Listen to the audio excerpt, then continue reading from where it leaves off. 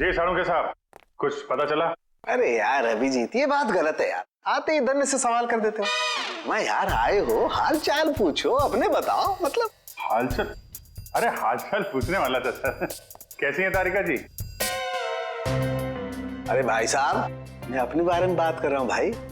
मेरे भी तो हाल चाल पूछ सकते हो ना यार। आपके? हाँ क्यों? हाँ क्यों नहीं। आपके हाल चाल कैसे हैं आप? हाँ मैं अच्छा हूँ, ये हुई ना बात। अब आओ पूछो। अरे आए हो, हाल चाल पूछो, हाय हेलो करो, काम तो होता ही रहता है, बताएंगे ही ना। अब बताओ क्या पूछ रहे थे तुम? ये जो धूल मिट्टी मिली थी कार में से, हाँ इसमें से आपको कुछ मिला? हाँ अभिजीत, इस मिट्टी में से हमें एक नाखून का टुकड़ा मिला और कुछ बाल मिले। उनमें से एक बाल किसी 40 साल की महिला का है और ये नाखून का टुकड़ा किसी 10-12 साल के बच्चे का है। और इन दोनों का रिकॉर्ड नहीं है हमारे पास। जरूर ये जूही की माँ और उसके भाई का होगा। और बाकी बाल के टुकड़ों का अभी भी टेस्ट चल रहा है, रिपोर्ट लेने गई है श्रेया। सर, पता चला है कि रघुनाथ जी की फैमिली के गायब होने के कुछ दिन पहले ही उन्होंने अपने खास एम्प्लॉई मुकेश को नौकरी से निकाल दिया था। मुकेश? कहीं सबके पीछे इस मुकेश का हाथ तो नहीं? सर, जो बाल के टुकड़े टेस्ट के लिए गए थे उनमें से एक बाल का डीएनए मैच हो गया है। किसका है? भानु नाम है उसका, अंडरवर्ल्ड का कॉन्ट्रैक्ट किलर है, सुपारी लेके मर्डर्स करता है और कई मर्डर केसेस भी चल रहे हैं उस पर। भानु?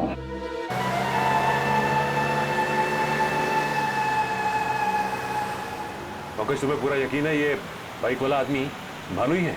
हाँ सर, सिग्नल तो यही बता रहा है। हाँ।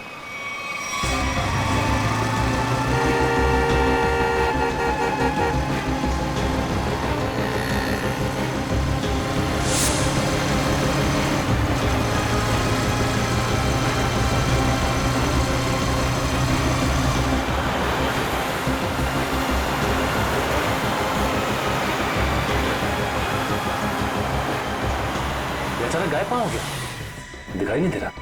ओह माय गॉड! सर, गोली चली यहां से।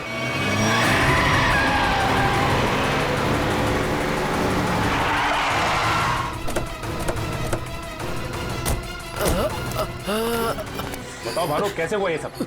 बोलो भानु, कैसे हुआ? बोलो Bhanu. Tiger point. Tiger point पे क्या भानु? भानु! ओह माय गॉड! ये तो मर चुका है।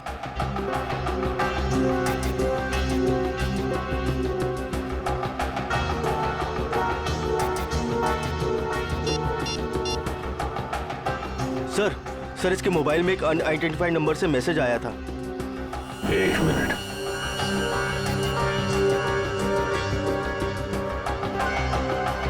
मैसेज? एक काम करो, पता लगाओ कि ये नंबर है किसका।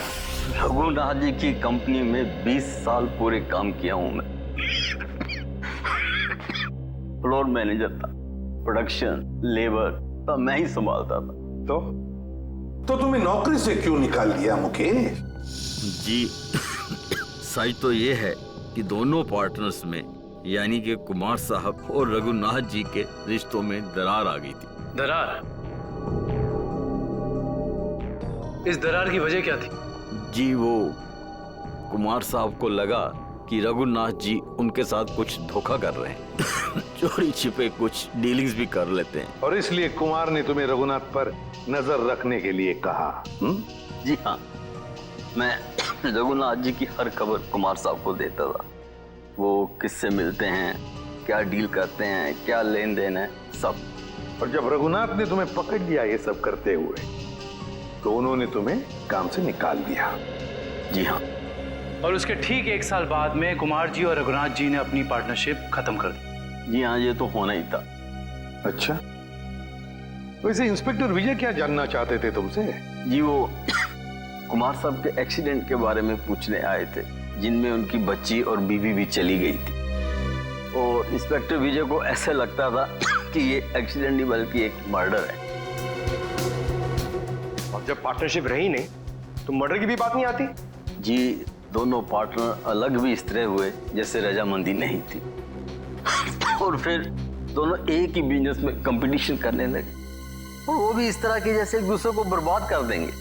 और हाँ, कुमार साहब की मौत के बाद सबसे ज्यादा तरक्की और फायदा रघुनाथ सेठ को हुआ। कुमार की मौत का सबसे ज्यादा फायदा हुआ रघुनाथ को, सबसे ज्यादा फायदा। इस कुमार फैमिली के एक्सीडेंट के सारे डिटेल्स निकालो, देखे तो सही कि क्या ये वाकई एक्सीडेंट था या फिर। सर, आपको क्या लगता है कुमार की फैमिली की मौत के पीछे क्या रघुनाथ का हाथ था? कविन, रघुनाथ को बिजनेस में कुमार से फायदा हुआ, इसका मतलब ये नहीं कि रघुनाथ ने कुमार को मारा होगा। Okay, thank you so much. लेकिन क्या पता चला एक्सीडेंट के बारे में? सर, मिस्टर कुमार हर रोज की तरह ऑफिस से घर पहुंचे। घर से वो लोग एक रिसोर्ट के लिए निकले। उनकी पत्नी ने एक सरप्राइज वेकेशन प्लान किया था, क्योंकि अगले दिन मिस्टर कुमार का बर्थडे था। वो लोग उसी रिसोर्ट में बर्थडे सेलिब्रेट करने वाले थे। जब ये जा रहे थे, इनका बच्चा भी इनके साथ में था और उसी दौरान ये एक्सीडेंट हुआ। किस्मत भी अजीब खेल खेलती है, जहाँ एक पल खुशियाँ थीं, अगले ही पल मातम छा गया। सर, लेकिन ये एक्सीडेंट हुआ कैसे होगा? गाड़ी का अचानक ब्रेक फेल हो गया। मिस्टर कुमार की गाड़ी की स्पीड बहुत तेज थी, वो गाड़ी को काबू में नहीं कर पाए और गाड़ी लुढ़कते लुढ़कते खाई में जा गिरी। कार के ब्रेक्स अचानक फेल हो गए, अचानक। बड़ी अजीब बात है। सर, गाड़ी बिल्कुल नहीं थी। मिस्टर कुमार ने एक हफ्ते पहले वो गाड़ी खरीदी थी, तो ब्रेक फेल होने का सवाल ही पैदा नहीं होता। सर, वही तो। सर, ऐसा भी तो हो सकता है कि कुमार की ही फैमिली के किसी मेंबर ने रघुनाथ की फैमिली से बदला लेने के लिए ये सब किया हो। कुमार परिवार की मौत के 20 साल बाद कौन बदला लेना चाहता है? जहां पर एक्सीडेंट हुआ वहां पर मिस्टर एंड मिसेस कुमार की लाश मिली थी, बच्चे की लाश नहीं मिली है ना? एक मिनट। क्या हुआ सर? गाड़ी घुमा लो। काविन, पता चल गया ये खूनी कौन है।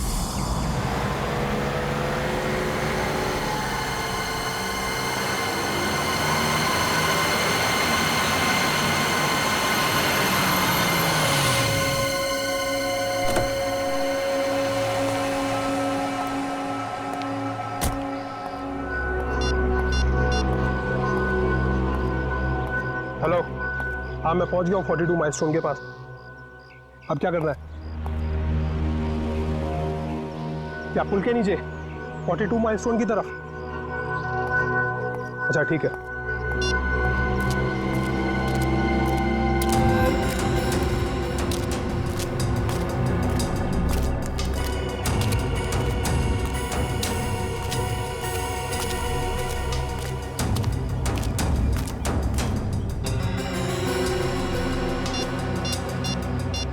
हेलो, हाँ आप किधर आना है? ये लेफ्ट राइट क्या लगा रखा है? पागल समझ रखा है क्या?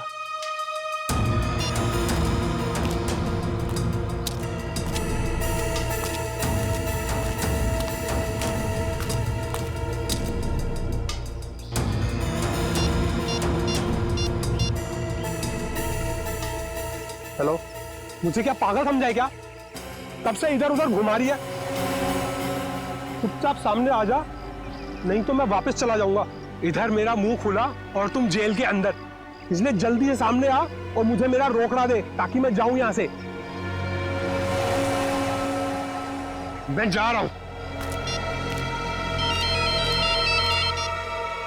घबराओ मत अनुज, तुम्हारा पैसा पेड़ के पीछे रखा है।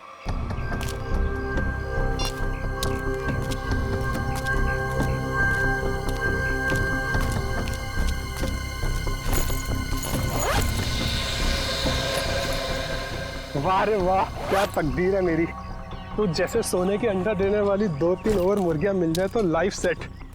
कहाँ तुम मेरी चिंता मत करो अनुज, वादे के मुताबिक ये तुम्हारी आखिरी पेमेंट है। अरे बेवकूफ, सोने का अंडा देने वाली मुर्गी को कभी छोड़ता है कोई? अनुज भूलो मत, तुमने वादा किया था। अरे एक ब्लैकमेलर की बात पे तुमने यकीन कर लिया। चलो, थैंक यू।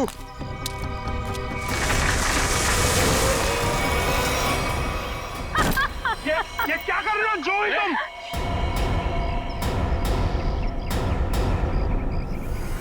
तुम क्या समझते हो अनुज? तुम मुझे ब्लैकमेल करते रहोगे और मैं सहती रहूंगी? हमसे उस्तादी बहुत भारी पड़ेगा तुमको। Shut up. यहाँ वही होगा जो मैं चाहूंगी। सोचो अनुज, अगर मैं तुम्हारा मर्डर करवा दूं, तुम्हारे टुकड़े टुकड़े करके चील कौओं को डलवा दूं, तो यहाँ तो किसी को इस बात की हवा तक नहीं होगी। जैसा तुमने अपनी फैमिली के साथ किया था। एक बात याद रखना, जो आदमी शर्ट सिलवाता है वो उसके अंदर बटन की जगह भी छोड़ता है। अगर मैं मरा तो मेरा एक पैकेट सीआईडी को पहुंच जाएगा और फिर तेरा डम डम डिगा डिगा। Just shut up. तू क्या समझता है तू झूठ बोलता रहेगा और मैं मानती रहूंगी? तू जैसा लालची इंसान अपने नुकसान के लिए कुछ नहीं करेगा। ये क्या है ये? जूही, ट्रिगर दब जाएगा, इसको नीचे कर। जूही, तमंचे को नीचे कर प्लीज, इसको अंदर डालो। ट्रिगर दब जाएगा जूही।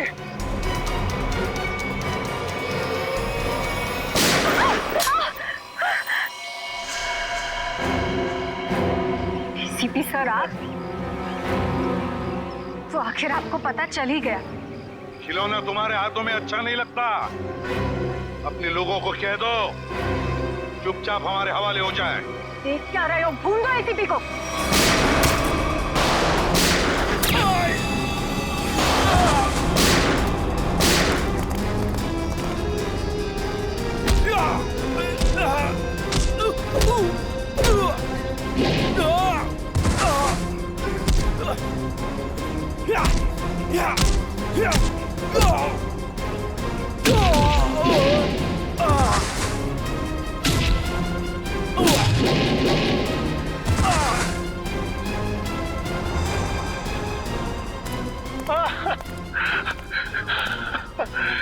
नहीं सर, मैं छोटा मोटा ब्लैकमेल हूँ सर।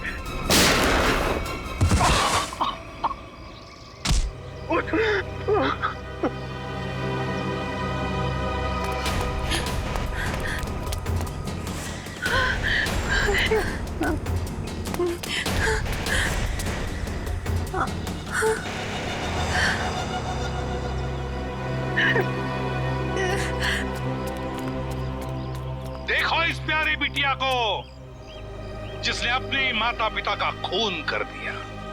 बताओ क्यों मारा तुमने अपने माता पिता को? वो मेरे माता पिता नहीं थे, उन्होंने सिर्फ मुझे गोद लिया था। मेरे असली पापा मिस्टर कुमार थे, जिनकी मौत एक कार एक्सीडेंट में हुई, और वो एक्सीडेंट रघुनाथ ने करवाया था।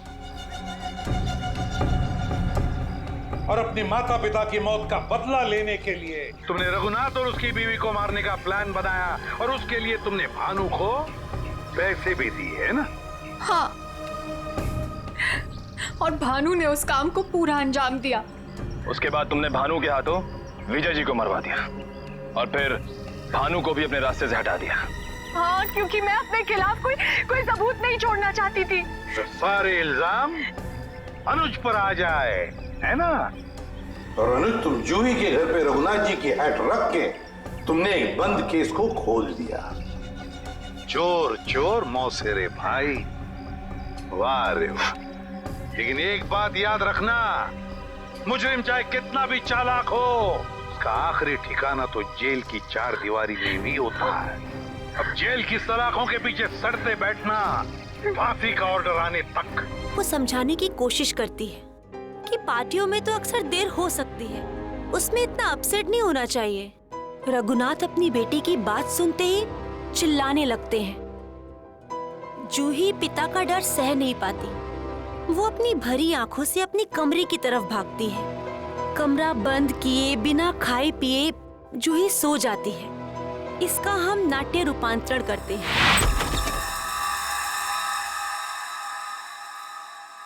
मम्मा, पापा, मम्मा, मम्मा, पापा। ये क्या? घर में कोई नहीं है क्या? ऐसा तो कभी नहीं होता है। मम्मी, मम्मी, पापा, ये क्या? बेडरूम में तो नहीं है। मम्मी, पापा, मम्मी, पापा, ये क्या? कहाँ गए सबके सब? मम्मी, मम्मी, आप यहाँ पर हो? मैं कितनी परेशान हो गई थी पता है? मम्मी, मम्मी,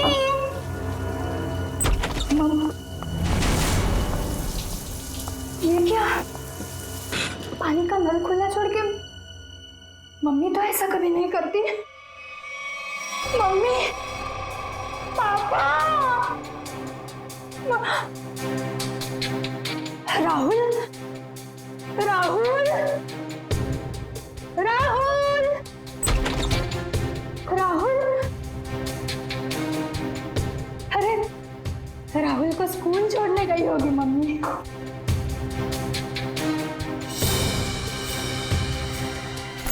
राहुल का स्कूल बैग, मतलब मम्मी राहुल को स्कूल छोड़ने गई। राहुल भी नहीं है।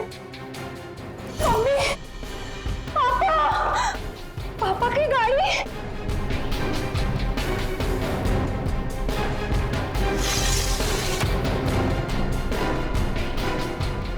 पापा की गाड़ी तो यही है। पापा तो ऐसा नहीं करते कभी। पापा। उस दिन से आज तक जूही को अपने माता पिता और भाई के बारे में कोई खबर नहीं मिली। कहाँ खो गए वो तीनों? लेकिन जूही अपनी आखिरी याद अब तक नहीं भूल पाई है।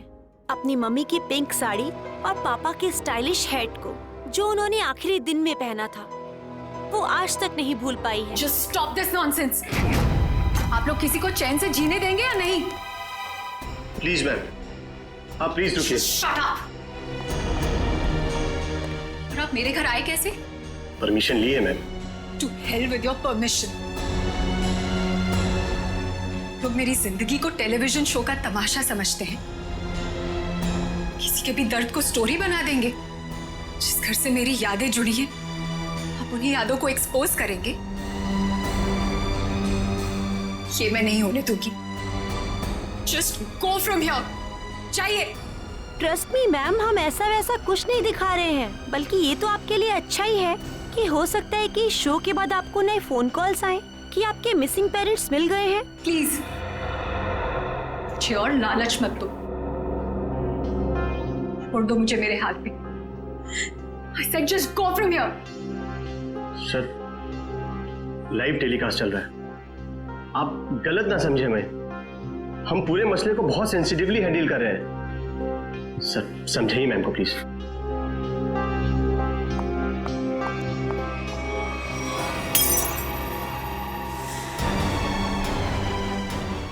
समझाइए ना कि क्या करिए। तुम लोग जाते हो यहाँ से या मैं अपनी जान लूं? छोड़ दो मुझे, छोड़ो मुझे, छोड़ो तुम मुझे। आज अपनी जान लेके दिखाऊंगी। उदय, उदय, कितना खून निकल रहा है। बैकअप, बैकअप, चलो चलो चलो, इन्हें हॉस्पिटल लेके चलो। चल चल।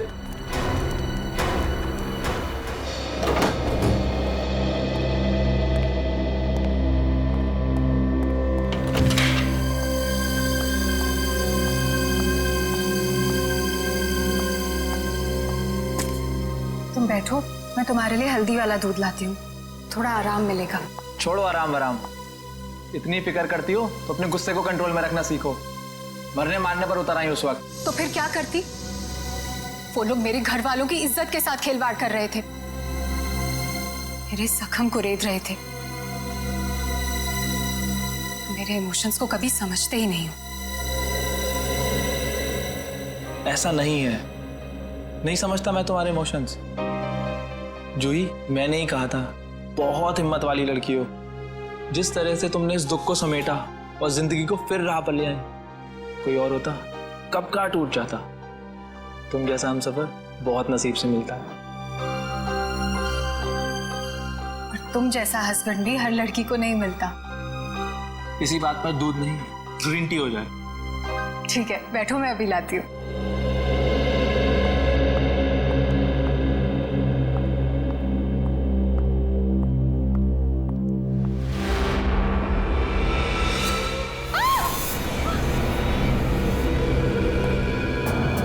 क्या हुआ जूही?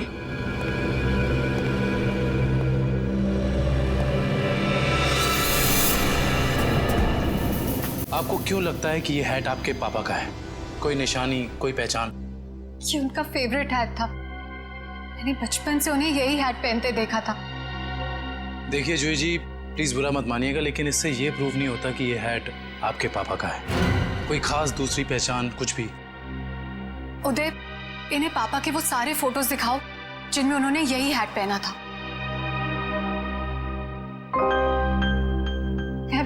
मैं पापा से कई बार कहती थी कि ये हैट पुराना हो गया है, इसे फेंक दो।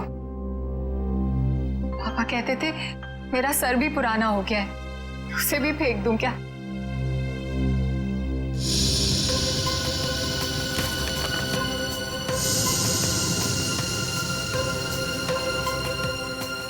जूही जी, इसे देख के तो ये जाहिर नहीं होता कि ये हैट यही वाला है। हाँ, ये जरूर पता लगता है कि ये हैट भी इस जैसा ही है। आपको क्या लगता है मैं आपसे झूठ बोल रही हूँ? एक काम कर, जरा आप घर के खिड़की दरवाजे चेक कर। जी सर। जूही जी, आप जो कह रही हैं वो तो हम मान लेते हैं, लेकिन ये हैट यहाँ पे आया कैसे? अपने आप तो नहीं आया। जी सर, किसी ने तो इसे यहाँ रखा ही है। आपको किसी पे शक? नहीं सर, पीछे के सारे दरवाजे और खिड़कियां अंदर से बंद है सर। इसका मतलब जो भी अंदर आया उसके पास मेन डोर की चाबी थी। जूही जी, आपने अपने घर की चाबी किसी और को भी दी है क्या? नहीं तो। हाँ, मुझे याद आया। एक्चुअली कुछ दिन पहले शॉपिंग आर्केड में मेरा पर्स चोरी हो गया था और घर की चाबियां भी उसी में थी। बड़ी लंबी प्लानिंग की गई है, लेकिन 10 साल बाद ये हैट यहाँ रखने का क्या मतलब हो सकता है? पूरा का पूरा परिवार गायब होता और किसी को भी पता नहीं चलता। ऐसे कैसे कोई गायब हो सकता है? सर, पुलिस रिपोर्ट में लिखा है कि ना किसी ने चीखने चिल्लाने की आवाज सुनी, ना ही कोई गोली चलने की आवाज सुनी।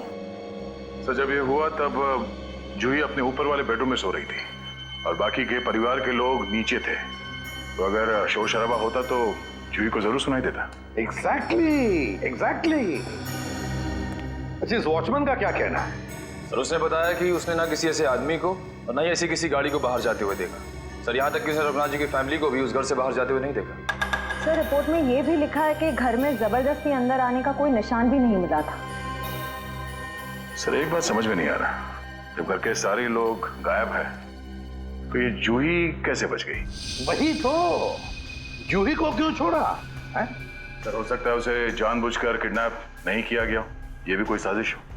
अच्छा, उस हैट पर से कोई उंगलियों के निशान मिले? हाँ सर, उस हैट पे 5 लोगों की उंगलियों के निशान मिले हैं। 2 तो जूही और उसके हस्बैंड के हैं, बाकी के मैच नहीं हुए हैं।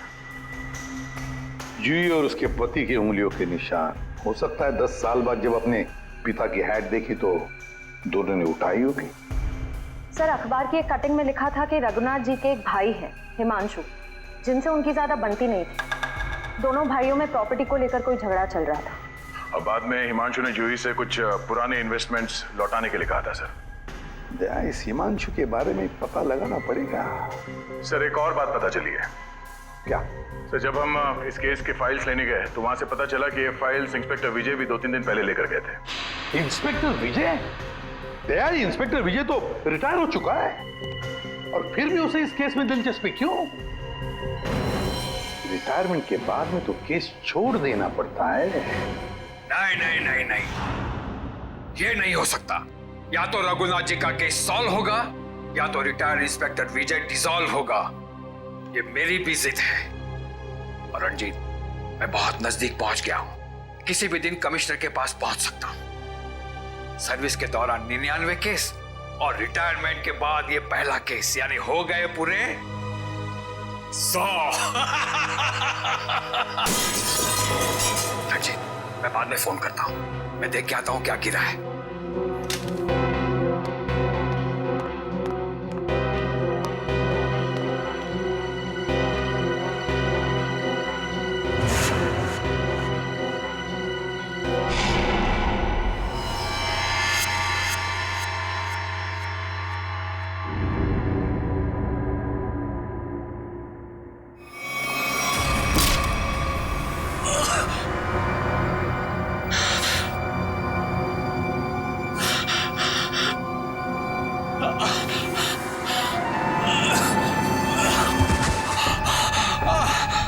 इंस्पेक्टर विजय, शायद तू भूल गया है कि अभी तो इंस्पेक्टर नहीं है, रिटायर्ड इंस्पेक्टर हो गया है। बस अब तेरी कहानी खत्म।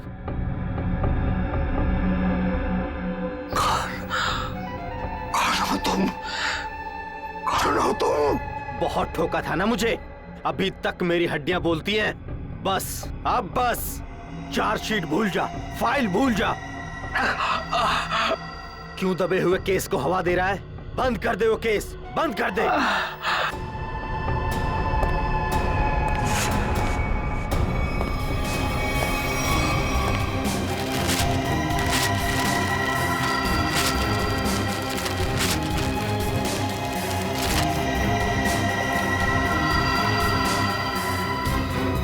रघुनाथ भाई साहब को गुजरे तो तकरीबन 10 साल हो गए और अब तो सिर्फ उनकी यादें हैं। हम जानते हैं जो भी हुआ, लेकिन उनके केस के बारे में कुछ नई बातें सामने आई हैं, तो सोचा क्यों ना आपसे ही पूछ लें। नई बातें आप लोगों को पता चली है और आप पूछना मुझसे चाहते हैं? आप कुछ टेंशन में लग रहे हैं। मैं टेंशन में नहीं तो। दरअसल भाई साहब को गुजरे इतने साल हो गए और आज आप लोग आए भाई साहब के बारे में इंक्वायरी करने के लिए। चलिए उनके बारे में नहीं तो आप ही के बारे में बात कर लेते हैं।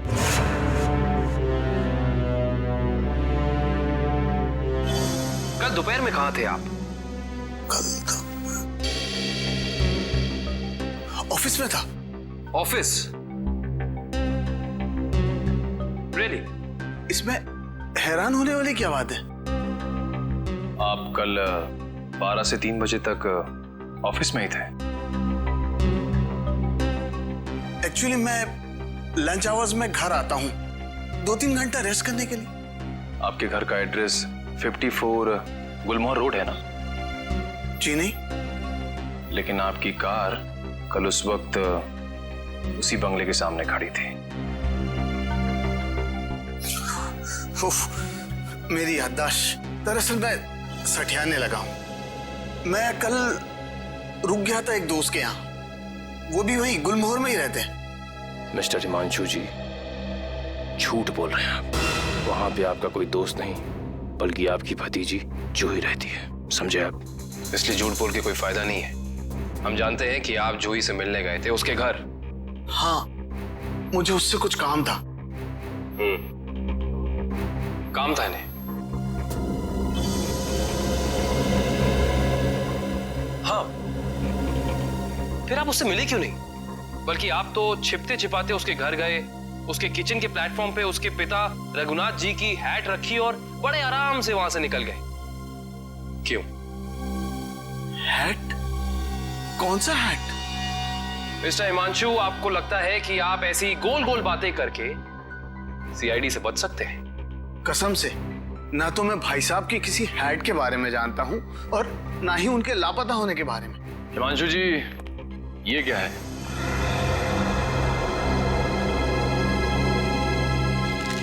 बॉन्ड्स है, मेरे ही है। यही चुराने गया था मैं वहां। बॉन्ड्स? हिमांशु जी, आप अपने ही बॉन्ड्स चुराने गए थे? मिस्टर हिमांशु, आप क्या बचपन से ही ऐसी बेफिजूल की पहेलियां बुझाते रहते हैं? पहली नहीं, सच कह रहा हूं। मैंने और भाई साहब ने मिलकर इन्वेस्ट किया था इनमें, लाखों के हैं। भाई साहब लापता हो गया और जूही कब्जा करके बैठ गई, दे ही नहीं रही थी। क्या करता, अपनी ही चीज चुरानी पड़ी। हिमांशु जी, चलिए मान लिया एक पल के लिए कि आप सच बोल रहे हैं, लेकिन मैं सच ही कह रहा हूं, लेकिन एक बात आप लोगों को बोलना भूल गया। जैसे ही मैं बॉन्ड्स लेकर वहां से निकल ही रहा था कि अचानक दरवाजा खुलने की आवाज आई। मैं घबराकर छुप गया। मुझे लगा कि शायद उदय या जूही होंगे, लेकिन कोई और ही था। कौन था? मैं उसका चेहरा तो नहीं देख पाया, सिर्फ पीठ ही देख पाया। लेकिन इतना तो तय है कि वो उदय नहीं था, क्योंकि वो उदय से काफी लंबा और तगड़ा था। बाल लंबे थे, जैकेट पहन रखी थी और शायद जीन्स थी। अच्छा, और कोई खास बात याद है आपको? कोई खासियत, जैसे उसे भीड़ में देखे तो पहचान लें? हाँ, उसके शूज क्रोकोडाइल लेदर के थे। Crocodile leather.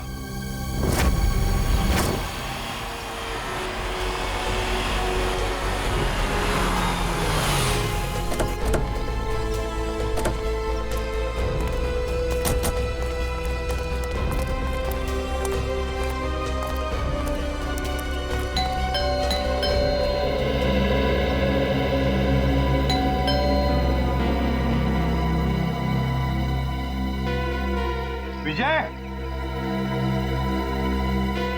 Vijay, Vijay sir.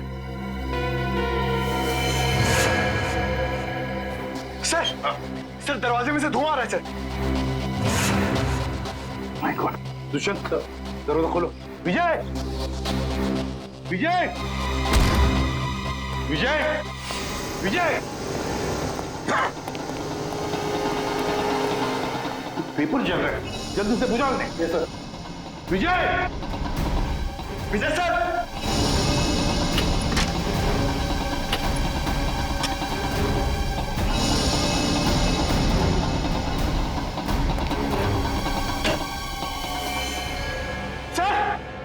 Sir जल्दी आइए। क्या हुआ पंकज? ओह माय गॉड, विजय,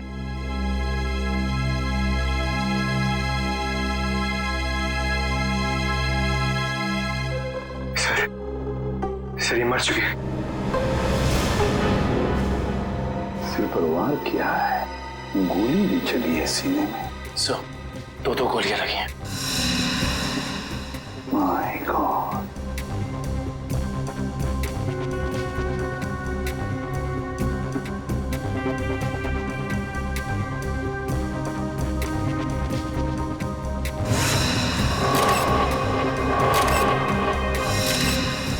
पंकज, पलटाओ इन्हें।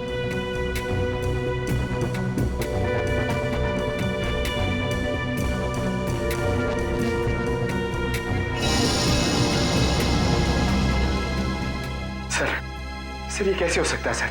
विजय जी इतने सीनियर और एक्सपीरियंस ऑफिसर हैं, फिर इन्हें इन्हीं के घर में गोली मार दी। जिसने भी ये किया है पंकज, जो खिड़की का शीशा तोड़ा, बोल्ट नीचे किया, खिड़की खोलकर अंदर आके यहाँ चुप कर बैठा होगा। शायद आवाज सुनकर विजय इस कमरे में आया तो उसने विजय के सिर पर वार किया और फिर 2 गोलियां भी डाल दी।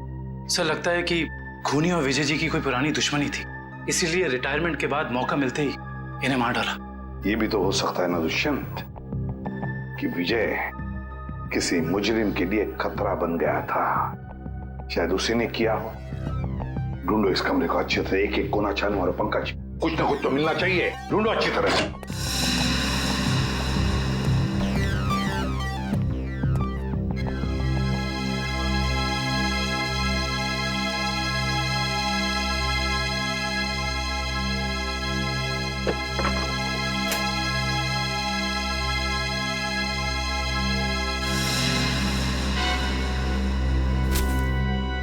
सर, हाँ, ये देखिए, रघुनाथ जी की केस फाइल, लेकिन इसमें कोई पेपर नहीं है सर।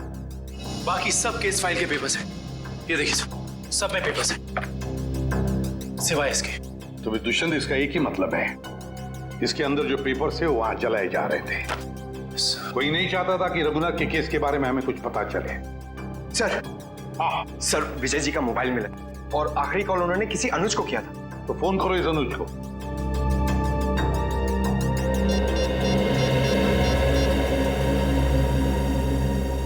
हेलो, अनुज कुल्फी वाले?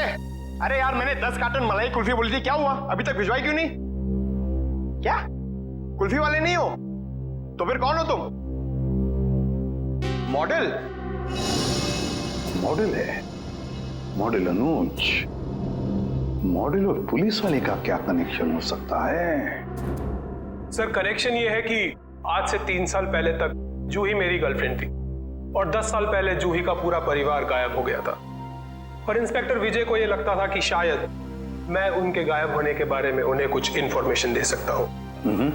तो क्या कहा तुमने इंस्पेक्टर विजय को? कुछ नहीं सर, मैंने उन्हें वही कहा जो मैं पहले से कहता आ रहा हूँ कि मैं कुछ नहीं जानता। तुम्हें कुछ नहीं पता, पंकज, अरे ये किधर जा रहे हैं आप लोग? तुम्हारे घर की तलाशी ले रहे हैं।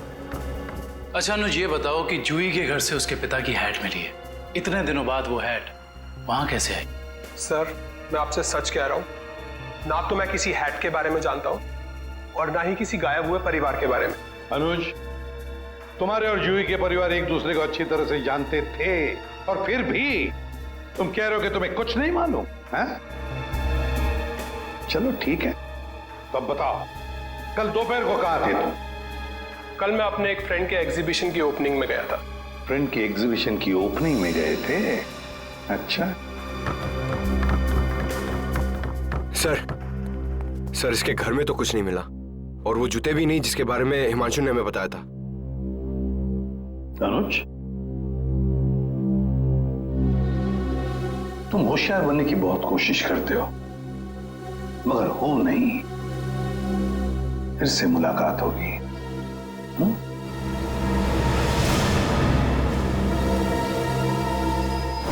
तो समझ में नहीं आ रहा ये आदमी चाहता क्या है। जो एक तरफ वो जूही के घर में हैट रखता है और दूसरी तरफ विजय को मारकर केस के फाइल्स, पेपर्स और फोटोज मिटा देता है। क्यों? लगता है उसे पता चल गया था कि विजय जल्दी अपराधी को पकड़ने वाला है। लेकिन एक बात समझ में नहीं आ रही है कि उसने रघुनाथ की हैट जूही के घर में क्यों रखी? क्या सोच रहा है वो? कोई ना कोई चाल तो जरूर है दया, इसके पीछे कोई ना कोई चाल तो है। ये केस कुछ ज्यादा ही उलझा हुआ है सर। वैसे विजय के काम करने के तरीके को मैं अच्छी तरह से जानता हूं। वो सारे के सारे अंडे एक ही टोकरी में कभी नहीं रखता। इन्वेस्टिगेशन की अलग अलग कड़ियां वो अलग अलग जगह पर रखता था। सर विजय के सारे रिलेटिव्स से पता किया, किसी को भी मालूम नहीं है कि वो कर क्या रहा है। उसके मोबाइल से कुछ पता चला? नहीं सर, कुछ पता नहीं चला। वे देखना पड़ेगा मौत के कुछ दिन पहले विजय कहां कहां गया था, किस किस से मिला था। सर इंस्पेक्टर विजय के घर पे हमें जो जले हुए कागज के टुकड़े मिले थे उनमें से ये टुकड़ा आधा जला हुआ है और इस पर नवदीप गराज लिखा हुआ है। नवदीप गराज? विजय ने ये नाम ऐसे नहीं लिखा है। जरूर इस गराज का इस रघुनाथ के केस से गहरा संबंध है। जरूर कोई ना कोई गहरा संबंध है। विजय सर हाल ही में एक सेकंड हैंड कार के बारे में पूछने आए थे। Second hand car? जी हाँ, एक व्हाइट कलर की सेडान कार बेची थी 10 साल पहले।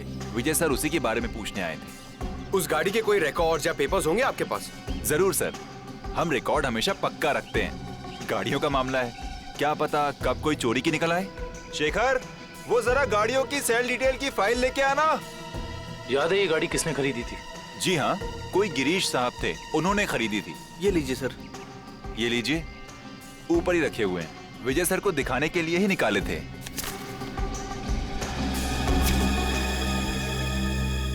ये देखो, ये कार 14 अप्रैल 2004 को बेची गई थी। रघुनाथ जी के गायब होने के ठीक 2 दिन पहले सर? राइट। इसका मतलब है कि इस कार को रघुनाथ जी फैमिली के गायब होने के बीच कोई ना कोई ताल्लुक जरूर है। मतलब सर विजय जी ने गाड़ी तक पहुंचने का जो रास्ता चुना है वो जरूर रघुनाथ जी तक जाता होगा। एक काम करते हैं, पहले तो आरटीओ से ये पता करते हैं कि ऐसी किसी कार का रजिस्ट्रेशन हुआ था या नहीं, और विजय जी के मोबाइल पोजीशनिंग रिकॉर्ड से ये पता करते हैं कि पिछले दिनों वो कहां गया था। हो सकता है इस केस को सॉल्व करने में हमें कोई मदद मिल जाए। सर ये लैटिट्यूड 345 नॉर्थ और 213 ईस्ट है। सर एग्जैक्ट वही लोकेशन है जो विजय जी के मोबाइल फोन में स्टोर है। सर विजय जी इस जंगल में यहाँ आए थे, लेकिन उन्हें यहाँ मिल के सकता था। करण वो जरूर इस केस से जुड़े हुए कुछ सबूत ढूंढने के लिए यहाँ आया। ये भी तो हो सकता है कि वो उस सफेद गाड़ी के पीछे आया हो। लेकिन सर ये जंगल बहुत दूर तक फैला हुआ है, कई किलोमीटर तक। ऐसे में इस जंगल की कॉम्बिंग कर पाना थोड़ा मुश्किल होगा सर। हाँ मुश्किल हो सकता है, मगर नामुमकिन भी तो नहीं। दिव्या, ये कितना एरिया छान मारा था उसने? सर यहाँ से 200 मीटर के घेरे में। 200 मीटर? बस तो फैल जाओ चारों तरफ।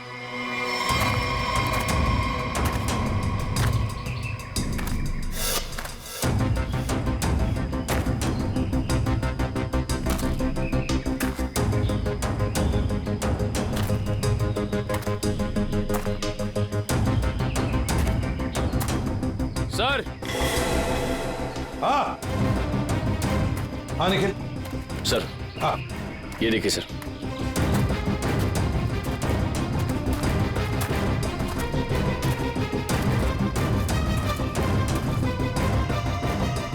MS01 Y 5371। सर ये तो वही सफेद कार है जो उस गैरेज से बेची गई थी। देखो जरा, गाड़ी साफ करो अच्छी तरह से।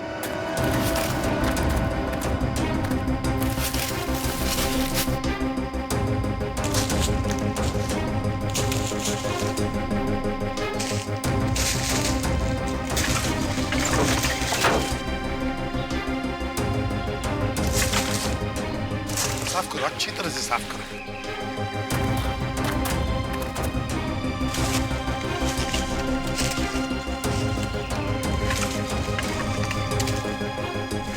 सर हाँ सर, ये गाड़ी इतनी ऊपर खाई से नीचे गिरी कैसे होगी? एक्सीडेंट हुआ होगा। मगर सर अगर जूही का परिवार इस गाड़ी में था तो इस गाड़ी में कुछ तो होना चाहिए, कंकाल वगैरह। पूरी गाड़ी खाली है सर। सर 10 साल हो गए, कीड़े सब खा गए होंगे अंदर। हाँ मगर केविन कुछ तो मिलता है ना। एक काम करो, एक गाड़ी के अंदर जितने भी धूल मिट्टी है सब इकट्ठा करो, करंट जाकर वैक्यूम क्लीनर लेके आओ। सर ऐसा भी तो हो सकता है कि वो लोग कभी गाड़ी में थे ही नहीं। केविन ये भी तो हो सकता है कि गाड़ी के अंदर जितने भी परिवार वाले थे उनकी लाशों को कहीं और फेंक दिया और गाड़ी को यहाँ खाई में लाकर नीचे ढकेल दिया।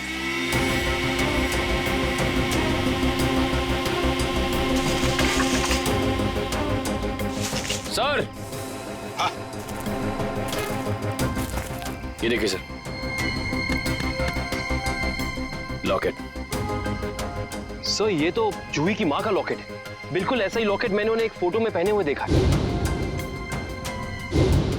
जूही की माँ का लॉकेट? जी। फिर इसका एक ही मतलब हो सकता है कि जूही के परिवार वालों को इसी गाड़ी में लाया गया और फिर उनकी लाशों को कहीं और ठिकाने लगा दिया और गाड़ी को यहाँ इस खाई में लाके ढकेल दिया ताकि कोई सबूत न रहे। ना रहेगा बांस, ना बजेगी बांसुरी।